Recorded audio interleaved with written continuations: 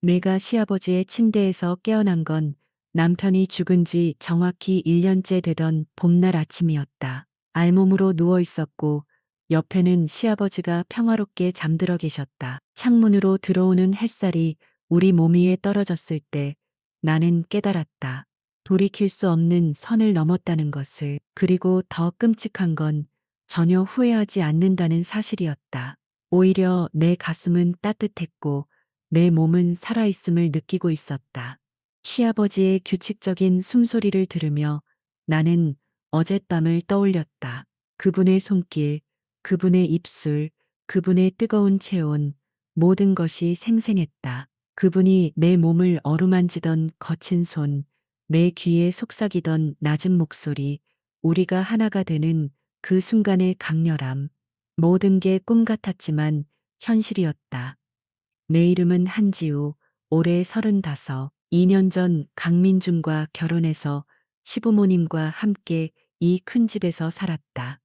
시어머니는 3년 전 암으로 투병하다 돌아가셨고, 시아버지 강태욱 씨는 58의 나이에도 불구하고 여전히 건강하고 단단한 분이셨다. 키가 185cm에 어깨가 넓으며 세월이 무색할 정도로 멋있는 남자였다. 회사를 경영하시는 분이라 항상 깔끔한 정장을 입으셨는데 그 모습이 너무나 매력적이었다.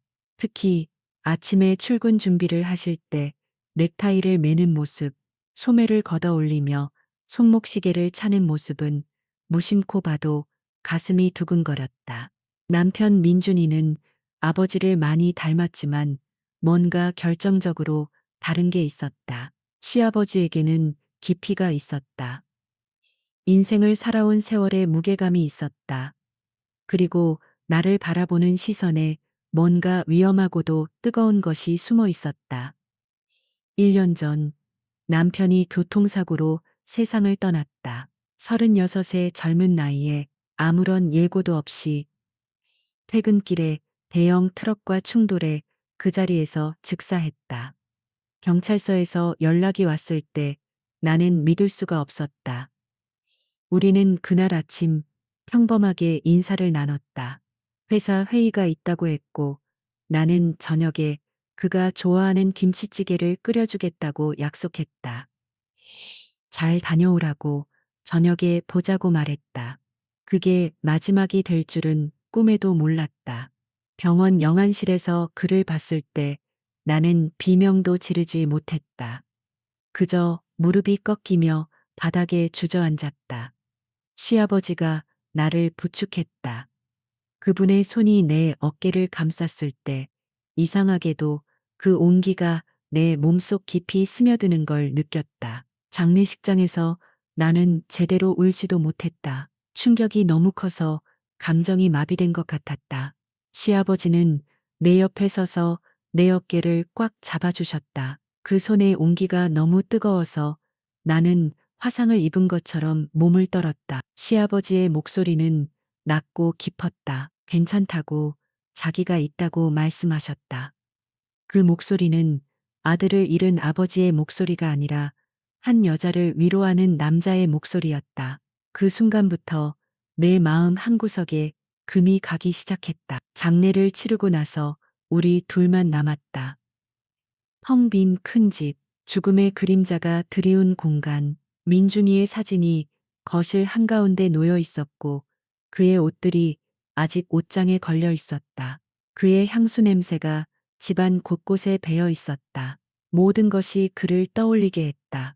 시아버지는 회사를 한 달간 쉬셨다. 나도 일을 그만뒀다. 우리는 서로를 의지하며 하루하루를 버텼다. 아침이면 나는 시아버지를 위해 식사를 준비했다. 저녁이면 같이 식탁에 앉아 말없이 밥을 먹었다. 밤이면 각자의 방으로 들어가 홀로 슬픔과 싸웠다. 하지만 시간이 지나면서 슬픔은 다른 감정으로 변했다. 외로움이었다. 갈망이었다. 그리고 무엇보다 금지된 호기심이었다. 시아버지는 여전히 멋있었다. 아침마다 조깅을 나가시는 모습, 땀에 젖은 티셔츠가 탄탄한 가슴 근육에 달라붙는 모습을 보면 나는 고개를 돌려야 했다. 심장이 빨라지는 게 느껴졌다. 어느 날부터 나는 변하기 시작했다. 더 짧은 원피스를 입기 시작했다. 화장도 조금씩 하게 됐다. 머리도 신경 써서 말았다. 누구를 위해서 나 자신도 모르게, 아니, 알면서도 인정하기 싫었다. 시아버지의 시선을 느끼고 싶었다. 그리고 그분도 나를 보고 계셨다. 주방에서 설거지를 할 때, 거실에서 청소할 때, 소파에 앉아 다리를 꼬고 TV를 볼 때마다 그분의 시선이 내 몸 위를 천천히 훑는 게 느껴졌다. 뜨겁고 무겁고 위험했다. 어느 날 저녁, 내가 식탁에 음식을 차리며 말을 건넸을 때 시아버지는 천천히 자리에 앉으시며 나를 올려다보셨다. 그 눈빛에는 뭔가 다른 게 있었다. 배고픔이 아닌 다른 종류의 갈망. 시아버지는 내가 요즘 많이 예뻐진 것 같다고 말씀하셨다. 심장이 쿵 내려앉았다. 나는 얼굴이 빨개지는 걸 느끼며 아니라고 했다. 시아버지는 민준이가 보면 좋아했을 거라고 덧붙였다. 그 말에 공기가 차가워졌다. 남편, 죽은 남편, 우리 사이의 유령. 저녁 식사는 침묵 속에서 진행됐다. 하지만 그 침묵은 편안하지 않았다. 전기가 흐르는 것처럼 긴장감으로 가득했다. 식사 후 시아버지는 서재로 들어가셨다. 나는 설거지를 하며 계속 그쪽을 힐끔거렸다. 왜 이렇게 신경 쓰이는 걸까? 왜 가슴이 이렇게 뛰는 걸까? 설거지를 끝내고 거실을 정리하던 중 서재 문이 열렸다. 시아버지가 나오셨는데 평소와 달리 표정이 굳어 있었다. 시아버지는 나를 불러 소파에 앉으라고 하셨다. 나는 조심스럽게 다가가 긴장한 채로 앉았다. 시아버지는 우리 얘기를 좀 해야 할 것 같다고 하셨다. 요즘 우리 사이가 조금 이상하지 않냐고 물으셨다. 숨이 멎는 것 같았다. 시아버지는 자신도 남자라고, 나도 젊은 여자라고, 우리 둘이 이렇게 같이 살다 보면 뭔가 생길 수 있다고 조심스럽게 말씀하셨다. 말을 잇지 못하셨다. 나는 떨리는 목소리로 시아버지를 불렀다. 시아버지는 자신이 이상한 소리를 했다며 손을 저으며 일어서셨다. 그분이 방으로 들어가시려는 순간 나도 모르게 입을 열었다. 시아버지도 그렇게 느끼시냐고 물었다.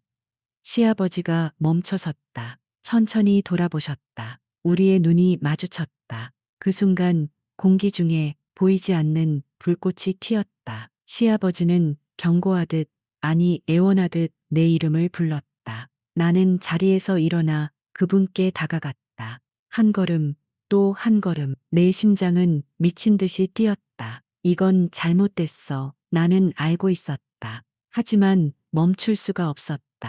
나는 속삭이듯 말했다. 나도 느낀다고. 시아버지가 나를 보는 시선을 나도 느낀다고. 나도 시아버지를 원한다고 했다. 더 이상 말을 잇지 못했다. 시아버지의 손이 내 뺨을 감쌌다. 뜨거웠다. 거칠었다. 그리고 너무나 간절했다. 시아버지는 안 된다고 중얼거렸다. 하지만 손은 내 얼굴을 놓지 않았다. 우리 이러면 안 된다고 하셨다. 나는 안다고 속삭였다. 하지만 멈출 수가 없다고 했다. 그날 밤 우리는 선을 넘지 않았다. 하지만 문은 열렸다. 그리고 그 문을 다시 닫을 수 있는 사람은 아무도 없었다. 그날 이후 우리 사이는 완전히 달라졌다. 아침이면 눈을 마주치지 못했다. 하지만 동시에 서로를 더 의식하게 됐다. 시아버지는 조깅을 나가실 때 일부러 내 앞을 지나가셨고 나는 더 짧은 잠옷을 입고 아침 식사를 준비했다. 우리는 춤을 추고 있었다. 위험한 금지된 춤을. 사흘 후 비가 억수같이 쏟아지던 목요일 밤이었다. 시아버지는 늦게 귀가하셨다. 옷이 흠뻑 젖어 있었다. 나는 황급히 수건을 가져왔다. 감기 걸리시겠다며 얼른 씻으라고 했다. 시아버지는 고맙다며 수건을 받아 머리를 닦으셨다. 젖은 셔츠가 몸에 달라붙어 근육의 윤곽이 선명하게 드러났다. 나는 시선을 피하려 했지만 자꾸만 그쪽으로 눈이 갔다. 나는 옷을 좀 가져다 드리겠다며 서둘러 그분 방으로 향했다. 옷장을 열었을 때 시아버지의 향기가 확 풍겼다. 남성적이고 깊은 향. 나는 잠시 멈춰서서 그 향기를 들이마셨다. 가슴이 조여왔다. 갈아입으실 옷을 챙겨 거실로 나왔을 때 시아버지는 소파에 앉아 계셨다. 상의를 벗으신 채로 물방울이 탄탄한 가슴과 복근을 타고 흘러내렸다. 나는 떨리는 목소리로 시아버지를 불렀다. 시아버지는 나를 똑바로 쳐다보며 이리 와서 앉으라고 하셨다. 나는 떨리는 다리로 다가가 소파에 앉았다. 시아버지와의 거리가 너무 가까웠다. 그분의 체온이 느껴졌다. 시아버지는 우리 이러면 안 된다는 거 알지 않냐고 낮은 목소리로 말씀하셨다.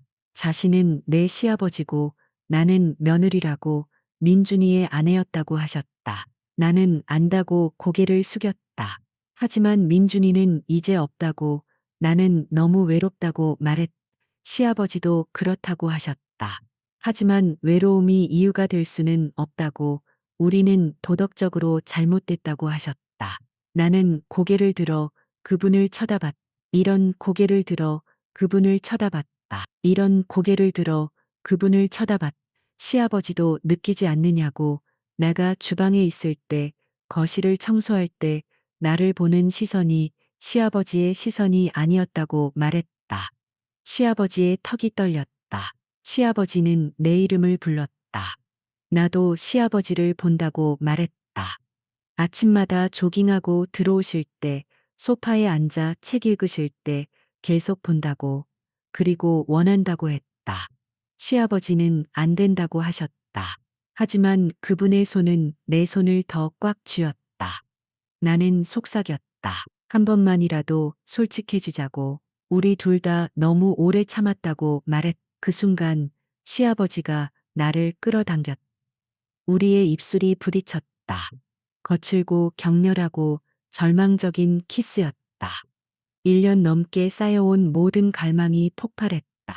키스 사이로 시아버지는 신음했다. 이거 정말 잘못된 거라고 하셨다. 나도 숨을 헐떡이며 대답했다. 난다고. 하지만 멈출 수가 없다고. 우리는 소파에서 서로를 탐했다. 옷이 벗겨지고 피부가 맞닿고 숨소리가 거칠어졌다. 모든 게 꿈 같았다. 시아버지는 방으로 가자고 거친 목소리로 말했다. 나를 안아 올렸다. 나는 그분의 목에 팔을 감았다. 그분의 방, 시어머니가 돌아가신 후 혼자 쓰시던 그 방. 우리는 침대 위로 쓰러졌다. 그리고 그날 밤, 우리는 돌이킬 수 없는 선을 완전히 넘었다. 시아버지는 놀라울 정도로 격렬했다. 민준이와는 완전히 달랐다. 더 깊고, 더 강하고, 더 집요했다. 나는 그분의 품에서 여자로 다시 태어났다. 시아버지는 내 귀에 속삭였다. 너무 아름답다고. 나는 그분의 등에 손톱을 세웠다. 더 세게 해달라고 말했다. 우리는 밤새도록 서로를 놓지 않았다. 한 번으로는 부족했다. 두 번, 세 번. 우리는 미친 듯이 서로를 탐했다. 동이 틀 무렵 나는 그분의 팔에 안긴 채로 잠들었다. 시아버지의 심장 소리가 자장가처럼 들렸다. 아침에 깨어났을 때 현실감이 밀려왔다. 나는 시아버지의 침대에 있었다. 알몸으로. 시아버지는 나를 내려다보고 계셨다. 그분의 눈빛은 부드러웠다.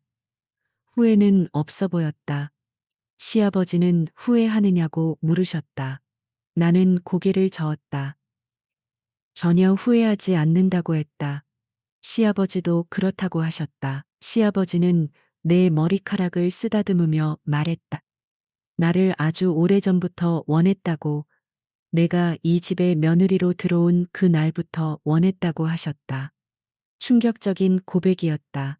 정말이냐고 물었다. 시아버지는 응이라고 하시며 쓸쓸하게 웃었다. 하지만 나는 자신의 아들의 아내였다고. 그래서 2년 동안 감정을 숨기고 시아버지로만 남으려고 애썼다고 하셨다. 하지만 민준이가 죽고 나서 나와 단둘이 살게 되면서 더 이상 못 참겠더라고 하셨다. 내 가슴이 뜨거워졌다. 나도 사실 예전부터 시아버지가 신경 쓰였다고 말했다. 민준이와 결혼했을 때도 내 마음 한구석에는 항상 시아버지가 있었다고. 그게 뭔지 몰랐는데 지금은 안다고 했다. 시아버지는 우리 이제 어떻게 해야 하냐고 물으셨다. 나는 모르겠다고 솔직하게 대답했다. 하지만 한 가지는 확실하다고. 나는 시아버지를 원한다고. 이제 와서 멈출 수가 없다고 말했다. 시아버지도 그렇다고 하시며 나를 꽉 안았다.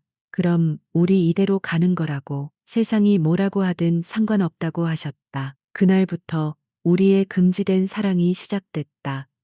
다음 날부터 우리의 삶은 완전히 바뀌었다. 낮에는 여전히 시아버지와 며느리였다. 하지만 밤이 되면 우리는 연인이 되었다. 우리는 서로에게 중독됐다. 시아버지는 매일 밤 내 방문을 두드렸다.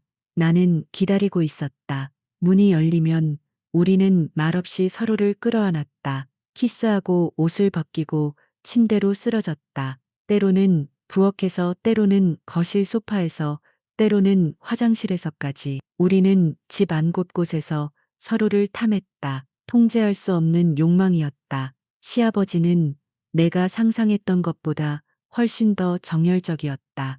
58의 나이가 무색할 정도로 강인하고 끈질겼다. 나는 그분의 품에서 처음으로 진짜 쾌락을 느꼈다. 민준이와의 관계에서는 느껴본 적 없는 깊은 만족감이었다. 한 달이 지났다. 우리의 관계는 육체를 넘어섰다. 감정이 개입하기 시작했다. 나는 시아버지를 사랑하게 됐다. 아침에 눈을 뜨면 제일 먼저 시아버지 생각이 났다. 하루 종일 시아버지가 보고 싶었다. 매일이면 시아버지의 품에 안기고 싶었다. 이건 단순한 욕정이 아니었다. 진짜 사랑이었다. 시아버지도 마찬가지였다. 시아버지도 마찬가지였다. 어느 날 저녁 시아버지는 내게 고백했다. 사랑한다고. 처음에는 그냥 외로움 때문이라고 생각했는데 이제는 안다고. 자신은 나를 진심으로 사랑한다고 하셨다. 나도 같은 말을 했다.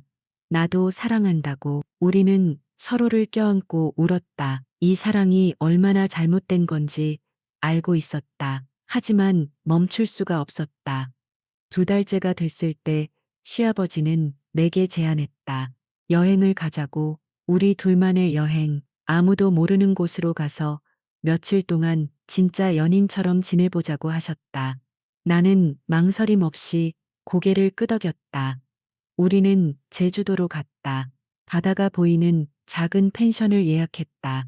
시아버지는 예약할 때 부부라고 했다. 강태욱, 한지우 부부. 이름만으로도 가슴이 두근거렸다. 제주도에 도착했을 때 나는 처음으로 자유를 느꼈다. 여기서는 아무도 우리를 몰랐다. 우리는 진짜 부부였다. 손을 잡고 해변을 걸었다. 바람이 불어와 내 머리카락을 흩날렸다. 시아버지는 내 머리를 쓸어넘기며 웃었다. 그 미소가 너무 행복해 보여서 나도 웃음이 났다. 밤에는 펜션 테라스에 앉아 와인을 마셨다. 파도 소리가 들렸다. 별이 쏟아질 것처럼 밝았다. 시아버지는 내 손을 꽉 잡고 말했다. 이 순간이 영원했으면 좋겠다고. 나도 그렇다고 했다. 우리는 테라스에서 키스했다. 그리고 방으로 들어가 밤새 사랑을 나눴다. 파도 소리에 맞춰 우리는 하나가 됐다. 다음 날 아침 일찍 일어나 일출을 보러 나갔다. 해와 수평선 너머로 떠오르는 모습을 손잡고 바라봤다. 시아버지는 내게 속삭였다. 사랑한다고. 평생 사랑하겠다고. 나는 눈물이 났다. 얼을 집은 행복한 눈물이었다. 나도 사랑한다고 평생 함께하고 싶다고 말했다. 우리는 해변에서 서로를 껴안았다. 그 순간이 우리에게 주어진 가장 완벽한 순간이었다. 3일간의 여행은 꿈 같았다. 너무 행복해서 현실로 돌아가기 싫었다. 하지만 돌아가야 했다. 집으로 돌아오는 차 안에서 시아버지는 말했다. 우리 이제 진짜로 함께 살자고. 세상이 뭐라고 하든 상관없다고. 나는 그분의 손을 꽉 잡았다. 그러자고 대답했다. 집에 도착했을 때 우리는 새로운 각오로 가득했다. 하지만 운명은 잔인했다. 여행에서 돌아온 지 일주일 후 예상치 못한 일이 벌어졌다. 민준이의 대학 친구가 갑자기 집에 찾아왔다. 추모하러 왔다며 우리는 황급히 평소처럼 행동했다. 이런 며느리답게, 시아버지는 시아버지답게. 하지만 친구는 뭔가 이상하다는 듯 우리를 쳐다봤다. 공기가 다르다고 했다. 집안 분위기가 예전과 다르다고. 친구가 돌아간 후 시아버지는 말했다. 조심해야 한다고. 아직은 세상에 알릴 때가 아니라고. 나도 동의했다. 하지만 가슴 한편이 답답했다. 언제까지 숨어 살아야 하는 걸까? 그날 밤 우리는 조용히 서로를 안았다. 키스도 섹스도 하지 않았다. 그냥 안고만 있었다. 서로의 온기를 느끼며 시아버지는 내 머리를 쓰다듬으며 말했다. 미안하다고. 이렇게밖에 사랑할 수 없어서. 나는 고개를 저었다. 미안할 것 없다고. 나는 행복하다고. 우리의 사랑이 비록 세상이 인정하지 않는 사랑이지만 그래도 진짜라고. 그걸로 충분하다고 말했다. 3개월이 지났다. 우리의 관계는 더욱 깊어졌다. 이제 우리는 서로 없이는 살 수 없는 사이가 됐다. 시아버지는 다시 회사에 나가기 시작했다. 나도 다시 일을 시작했다. 낮에는 각자의 생활을 하고 밤에는 함께했다. 겉으로 보기엔 평범한 시아버지와 며느리였다. 하지만 닫힌 문 뒤에서 우리는 연인이었다. 어느 날 저녁 시아버지는 집에 늦게 들어오셨다. 표정이 어두웠다. 무슨 일이냐고 물었다. 시아버지는 한참을 망설이다 말했다. 회사 사람들이 재혼 얘기를 꺼냈다고. 58에 혼자 사는 건 외롭지 않냐고. 좋은 사람 있으면 소개해주겠다고 했다고 한다. 내 심장이 철렁 내려앉았다.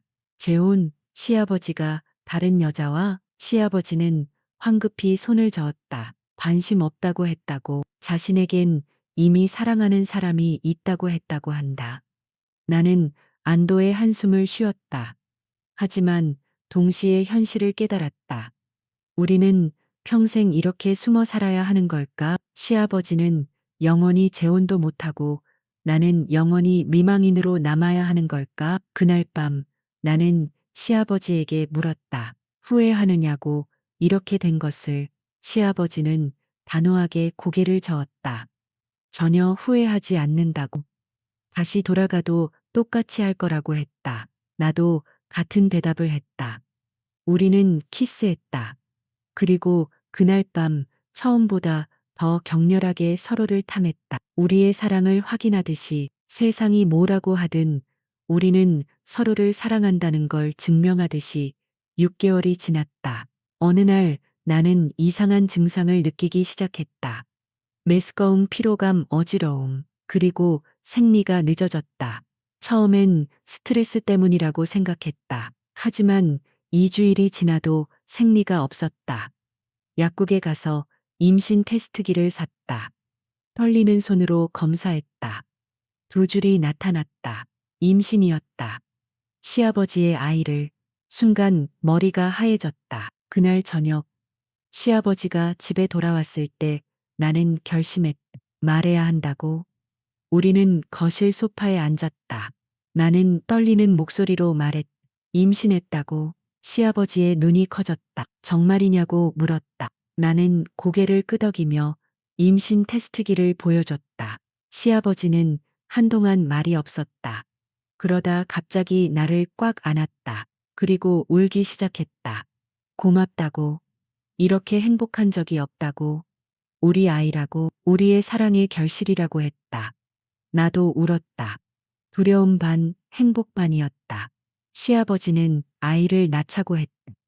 세상이 뭐라고 하든 우리 아이를 낳아서 키우자고, 우리 셋이서 행복하게 살자고 했다. 나는 고개를 끄덕였다. 그러자고, 우리 아이를 낳자고 대답했다. 며칠 후 우리는 현실적인 문제들을 논의했다. 시아버지는 계획을 세웠다. 배가 불러오기 시작하면 부산으로 이사 가자고, 거기서 조용히 아이를 낳고 시아버지의 아이로 출생신고하면 된다고. 법적으로는 시아버지의 자식이지만 실제로는 우리 둘의 아이라고. 나는 그 계획에 동의했다. 5개월이 됐을 때 배가 눈에 띄게 불러오기 시작했다. 우리는 계획대로 부산으로 이사했다. 바다가 보이는 조용한 아파트, 이웃들에게는 부부라고 소개했다. 강태욱, 한지우 부부. 아무도 의심하지 않았다. 오히려 축하해줬다. 시아버지는 서울로 출퇴근하며 나는 집에서 아기를 기다렸다. 힘들었지만 우리는 행복했다. 진짜 부부처럼 살았다. 시아버지는 매일 밤 배를 쓰다듬으며 아기에게 말을 걸었다. 아빠라고, 빨리 나오라고, 보고 싶다고. 나는 그 모습을 보며 미소 지었다. 시아버지는 최고의 아빠가 될 거였다. 9개월째 진통이 시작됐다. 한밤중이었다. 시아버지는 황급히 나를 차에 태워 병원으로 갔다. 진통이 너무 아팠다. 비명을 질렀다. 시아버지는 내 손을 꽉 잡고 괜찮다고 조금만 참으라고 했다. 분만실에 들어갔다. 시아버지는 환게 들어왔다. 내 옆에서 손을 잡아줬다. 힘내라고 할 수 있다고 계속 말했다. 나는 온 힘을 다해 힘을 줬다. 마침내 아기가 나왔다. 응애하는 울음소리. 아들이었다. 민재, 우리 아들. 의사가 아기를 안겨줬다. 작고 빨간 얼굴. 나는 울었다. 시아버지는 울었다. 우리 아들이라고, 우리의 사랑이라고 속삭였다. 그 순간 모든 게 같이 있었다. 모든 고통, 모든 두려움, 모든 죄책감, 전부 다 우리 아들 민재를 위해서라면 다시 한번 똑같은 선택을 할 수 있을 것 같았다. 퇴원 후 우리는 셋이서 집으로 돌아왔다. 작지만 따뜻한 우리 집. 시아버지는 민재를 안고 노래를 불러줬다. 나는 그 모습을 보며 행복했다. 이게 가족이구나. 우리가 만든 가족. 민재는 무럭무럭 자랐다. 100일이 됐을 때 첫 미소를 지었다. 6개월이 됐을 때 뒤집기를 했다. 돌이 됐을 때 첫 걸음을 뗐다. 우리는 매 순간을 소중히 했다. 사진을 찍고 영상을 찍고 일기를 썼다. 민재의 모든 순간을 기록했다. 시아버지는 최고의 아빠였다. 밤에 민재가 울면 일어나서 달랬다. 기저귀도 갈고 분유도 타고 목욕도 시켰다. 민재는 아빠를 너무 좋아했다. 아빠가 퇴근하면 팔을 벌리고 웃었다. 시아버지는 민재를 안고 빙글빙글 돌렸다. 나는 그 모습을 보며 웃었다. 2년이 지났다. 민재는 이제 2살이 됐다. 말도 하고 뛰어다니고 장난감을 가지고 논다. 시아버지와 나는 여전히 서로를 사랑한다. 부산에서 조용히 살고 있다. 이웃들은 우리를 부부로 안다. 행복한 가족으로 본다. 아무도 진실을 모른다. 우리의 비밀은 안전하다. 가끔 두렵다. 언젠가 모든 게 탈로 날까봐. 민재가 자라서 진실을 알게 될까봐. 세상의 손가락질을 받을까봐. 하지만 후회는 없다. 만약 다시 돌아가도 똑같이 할 것이다. 시아버지를 사랑하고 민재를 낳고 이렇게 살 것이다. 왜냐하면 이게 진짜 사랑이니까. 도덕도 법도 세상의 시선도 우리를 갈라놓을 수 없는 진짜 사랑. 밤마다 우리는 여전히 서로를 안는다. 민재가 잠든 후 우리만의 시간을 갖는다. 키스하고 사랑한다고 속삭이고 조용히 사랑을 나눈다. 여전히 뜨겁고 여전히 간절하다. 우리의 사랑은 시들지 않았다. 오히려 더 깊어졌다. 어젯밤 시아버지가 내게 말했다. 지우야, 너와 민재는 내 인생 최고의 선물이야. 너희가 없었다면 나는 그냥 외로운 노인으로 살았을 거야. 하지만 너희 덕분에 나는 다시 살아있어. 매일이 행복해. 고마워. 나도 대답했다. 저도요. 당신은 제 남편이에요. 민재의 아빠고요. 우리는 진짜 가족이에요. 영원히 함께 할 거예요. 지금 이 순간 나는 한지우, 37살, 시아버지를 사랑한 며느리, 그리고 그분의 아이를 낳은 여자. 세상은 우리를 용서하지 않을지도 모른다. 하지만 우리는 행복하다. 정말 행복하다. 그걸로 충분하다. 여러분도 혹시 비슷한 상황에 계신가요? 금지된 사랑을 하고 계신가요? 두려워하지 마세요. 사랑은 때로 우리가 예상하지 못한 곳에서 찾아옵니다. 중요한 건 진심이에요. 진짜 사랑이라면 그 무엇도 막을 수 없어요. 댓글로 여러분의 이야기를 들려주세요. 혼자가 아니라는 걸 알게 될 거예요. 좋아요와 구독 버튼을 눌러주시면 더 많은 진솔한 이야기를 여러분께 전할 수 있습니다. 여러분의 응원이 제가 계속 이야기할 수 있는 힘이 됩니다. 다음 이야기에서 또 만나요. 사랑하는 여러분 행복하세요. 그리고 사랑하세요. 진심으로 감사합니다.